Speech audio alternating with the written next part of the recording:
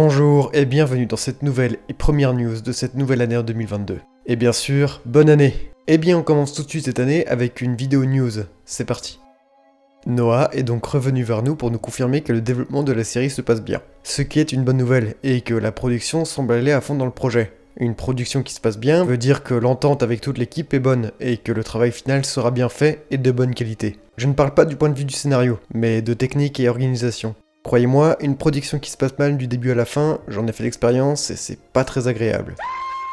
Mais il rajoute que cela se développe assez lentement, à cause de l'ampleur du projet. Il continue de parler de la série du fait que l'intelligence artificielle, les androïdes, l'immortalité, ainsi que la question « l'humanité mérite-t-elle de survivre ?»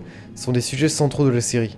D'après ce qu'il nous dit, il va s'agir d'une sorte de guerre de corporation, qui sera très certainement centrée sur l'intelligence artificielle. Il compare d'ailleurs cette guerre à Edison contre Tesla, qui aura le monopole de l'électricité en premier. Il rappelle encore une fois que c'est la première production audiovisuelle qui se passe sur Terre, et on peut donc explorer encore plus ce côté industrie, guerre de corpo, les sales coups de la Weyland, etc.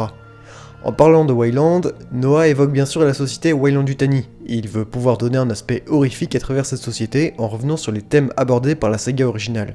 Il y aura également des thèmes nouveaux encore jamais abordés dans la série. Et là, on rejoint exactement ce que j'avais dit dans la dernière vidéo de news de la série, un truc similaire à l'histoire de Cyberpunk 2077.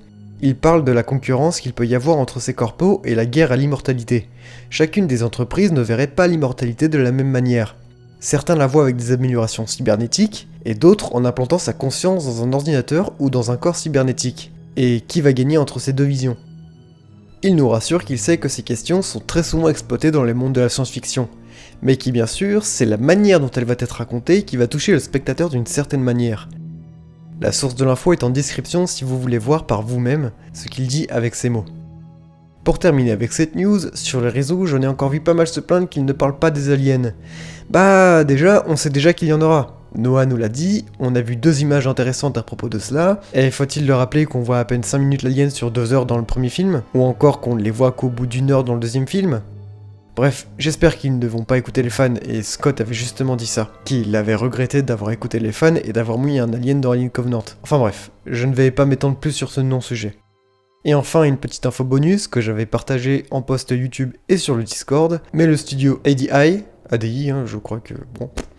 notamment très connus depuis quelques années grâce à leurs super travaux sur les créatures et autres horreurs d'Alien Covenant, nous ont partagé quelques photos d'une maquette d'un xénomorphe qu'ils ont créé lors de la préparation pour l'Alien 5 de Neil Blomkamp. On retrouve un design très proche entre le premier film et Alien Isolation, mais avec 2 bras en plus, qui font penser à la reine, qui en a également 2 sur son torse. Ce n'est pas si surprenant, on pouvait déjà voir ce genre de particularité sur certains des artworks, mais là, à voir quelle était l'idée derrière la tête du réalisateur pour lui donner cette caractéristique en plus.